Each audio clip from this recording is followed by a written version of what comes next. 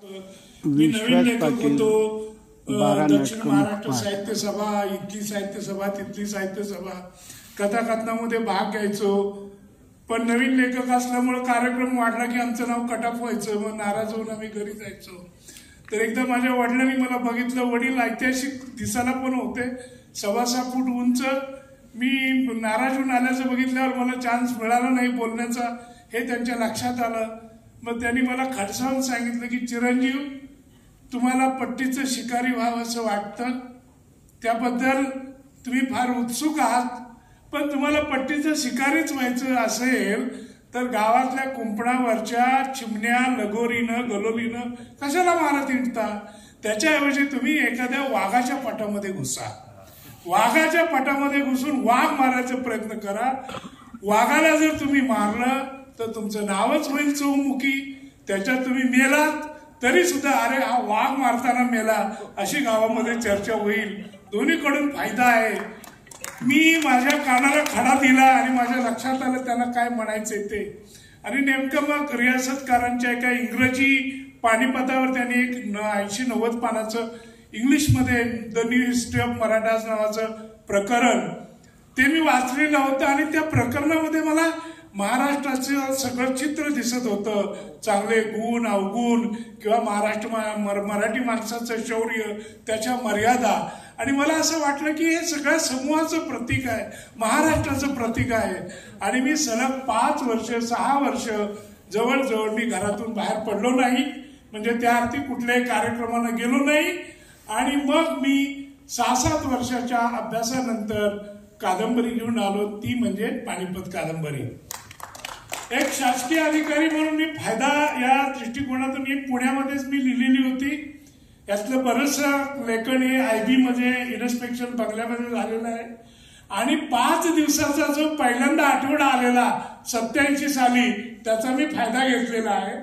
दर शुक्रवारी मी जायचो आणि 2-3 दिवस म्हणजे सोमवारी सकाळपर्यंत स्वतःला कोंडून घ्यायचो. आणि जवळजवळ 70-80 पानं घेऊनच मी बाहेर पडायचो 2-3 दिवसातून. अर्थात 8-10 वर्षाची त्याची मेहनत होती. डोक्यामध्ये ते घोंगावलेलं होतं आणि त्यामुळे त्यालाही कुठंतरी एक आकार मिळाला. मला असं वाटतं की जीवनामध्ये जे अनुभव येतात त्यात अनुभव मांडायचे कसे. तर पिकलिंग ज्याला म्हणतो की लोणचं मुरलं पाहिजे. जर तुम्ही लिंबू वगैरे सगळे पदार्थ गोळा केले आणि दुसऱ्या-तिसऱ्या दिवशी खायला गेला तर त्याची ती चव येणार नाही. Pickling is important. तुम्हाला ते रुजलं पाहिजे, त्याला एक गंध सुटला पाहिजे, सुगंध सुटला पाहिजे. एखादा अनुभव आला, तसे काही अनुभव घेऊन. आता झाडाझडतीची कितीतरी मला अनुभव आलेले होते. त्याच्याशी मी तनमनानं अगदी सहभागी झालेलो होतो. झाडाझडतीमधले बहुतांशी सगळे प्रसंग कुठे ना कुठे घडलेले आहेत. आणि ते एका कथेच्या परिघात, कादंबरीच्या प्रवासाच्या परिघात मी विणलेले आहेत एवढंच म्हणेन. आता त्यातला एकच प्रसंग होता, तो मी माझ्या कल्पनेनं लिहिला की हैबती नव्या गावामध्ये जातो. घर बांधून झालेलं नाही, झोपड्यात आहे. त्याच्या बायकोचं बाळंतपण जवळ आलं. प्रचंड पाऊस पडतोय. तिला वेदना सुरू झाल्या. बाहेर जायला वाट नाही, घरामध्ये गादी नाही, कॉट नाही. मग बाहेरची त्या गवताच्या पेंड्या आणतात आणि गादी बनवतात. पाणी वाढतं, पुन्हा त्याच्यावर गवत रचलं जातं, पुन्हा गवत रचलं जातं. आणि अशा पद्धतीने ती स्त्री हैबतीची पत्नी बाळंत होते. हा मी कल्पित प्रसंग, फक्त वारा गारा हे अनुभव नेहमीचे शेतकऱ्याचा मुलगा असल्यामुळं मला माहिती होतं आणि ते माझ्या भाषेमध्ये लिहिलेलं होतं. कादंबरी प्रकाशित झाल्यानंतर जाधव नावाच्या एका माणसाचं मला पत्र आलं बीडवरून की तुम्ही बीड भागामध्ये कधी आलेला नाही, कधी इकडे नोकरी केलेली नाही. असं असताना माझी बायको उभ्या पावसात बाळंत झाली, हे तुम्हाला जसंच्या तसं कुणी काय सांगितलं? मला असं वाटतं की याचं उत्तर हेच आहे की जे न देखे रवी ते देखे कवी, आणि जे न देखे कवी ते देखे अनुभवी. तुम्ही अनुभव घेऊन तो चांगल्या शब्दामध्ये मांडायला शिकलं पाहिजे. आता लेखक आणि अधिकारी याच्यामध्ये खूप अडचणीचा भाग येतो की म्हणजे पहिलं मला पारितोषिक मिळालेलं होतं, प्रियदर्शिनी पुरस्कार. आमचे एक दोन सेक्रेटरी उत्साही होते, लेखक कवी होते, त्यांनी तक्रार केली की आमच्या परवानगीशिवाय यांना पारितोषिक कसं काय मिळालं. पण शेवटी आमच्या रामदास फुटाणेंना जाऊन चीफ सेक्रेटरींना भेटावं लागलं. झाडाझडती कादंबरी प्रकाशित झाल्यावर एका सर कारकुनानं म्हणजे अव्वल कारकुनानं मंत्रालयातल्या अशी मस्त नोट तयार केली की मुख्यमंत्र्यांनी पाहिजे तर 5 न्यायाधीश नेमावेत आणि त्यांनी सांगावं की या कादंबरीतलं कुठलं पान असं निवडून दाखवावं जे शासनाच्या विरोधी नाही. आणि असं असेल तर अशा नक्षली प्रवृत्तीच्या माणसाला नोकरीमध्ये कशाला ठेवायचं, तर या चिरंजीवांना ताबडतोब सस्पेंड करायला पाहिजे.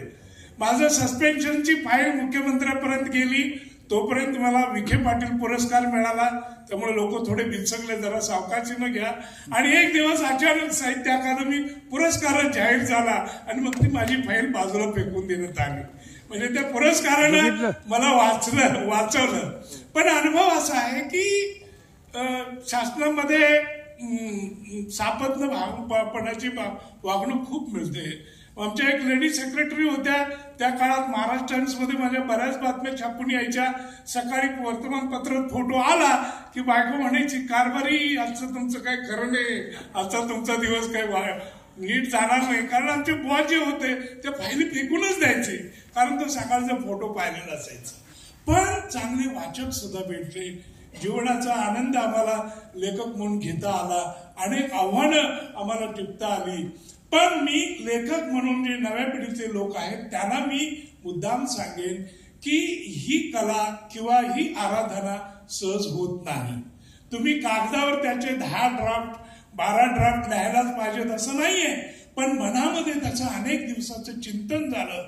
ते मी सांगितलं त्याप्रमाणे लोणचं मुरलं तर त्याला आपोआप पालवी फुटते, त्याला कोंब फुटतात आणि त्याच्या साहित्याच्या चांगल्या वृक्षामध्ये, चांगल्या वेलीमध्ये त्याचं रूपांतर होतं.